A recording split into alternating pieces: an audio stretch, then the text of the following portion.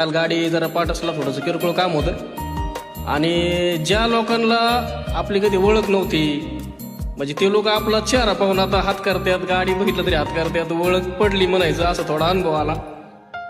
आणि काल बबलूला फोन केला, आपला बबलू पीटर त्याला फोन केला, जरा गाडीचं किरकोळ काम होतं, पिंटू मिस्त्री काम करायला लावली होती गाडी. मी डायमंड शेटचं मटेरियल आणा गेलो तर तिथं आपले फॅन भेटले होते, म्हणजे फॉलोअर्स फॅन पाहुणे.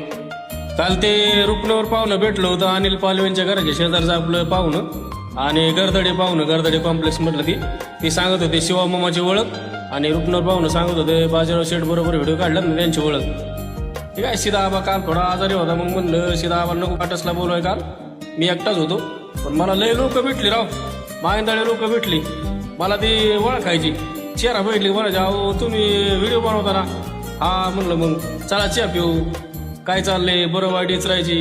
सीधा आबाला बी इचरायची म्हण. सीधा आबाच्या टोपीमुळं ते चष्म्यामुळं बरोबर लुक जुळलाय ना. आमचं मराठी बोलणं आपलं एकदम साधं बोल आहे की लोकांना पटतंय.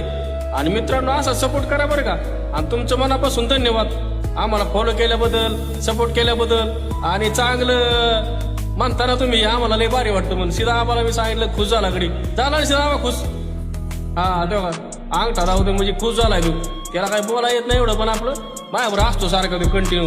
ते काल पाहून म्हणायची ना सीधा आबा तुमच्यावर सारखा असतो राव, शिवमामा असतो देव सुळ शिवमामा नाही का, शिव ट्रान्सपोर्टचे मालक बाजीराव शेठ.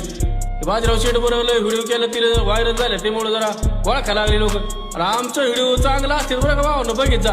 असं काय आमचं थडकालाच व्हिडिओ नसतील, ते आमचं रिअलिटी असते, रिअलिटी. मी बाहेर गेलेलो व्हिडिओ सांगतो, घरी आलेलो सांगतो. आणि काय काय आम्ही जरा गाडी बसलो, जरा अवतार खराब असला एवढं बनवत नाही, तरी बनवतो आपलं राज एक आलं थोडंफार. तो मला भारी वाटतं म्हणलं, मलाही भारी वाटतं. जरा मला तुमचं ऐकून जरा भारी वाटलं बरं का भावनं. हा एकदम मस्त वाटलं. आणि असा सपोर्ट ठेवा. आणि आपली भाषा अशीच राहणार बघ, कायमस्वरूपी अशी राहणार. तुम्ही सपोर्ट करा, मराठी माणसाला सपोर्ट करा. तुमच्या सपोर्टमुळंच आपण पुढे जाऊ शकतो भावांनो. हा ना सीधा आबा बरोबर आहे. हा कालच्या चक्करला नाही का नर्सरी भरा गेलो, नर्सरी भरा गेलो, तिथे बी लोकांनी ओळखलं. एक कार्यकर्ता आहे आमचा जोडीदार, त्याने तर घरी चहा प्यायला बोलावलं होतं, चहा बी पिलो. आता ते नाव बिव सांगतो तुम्हाला नंतर कोण कार्यकर्ता आहे. चांगला फॅन आहे आपला आवडीचा.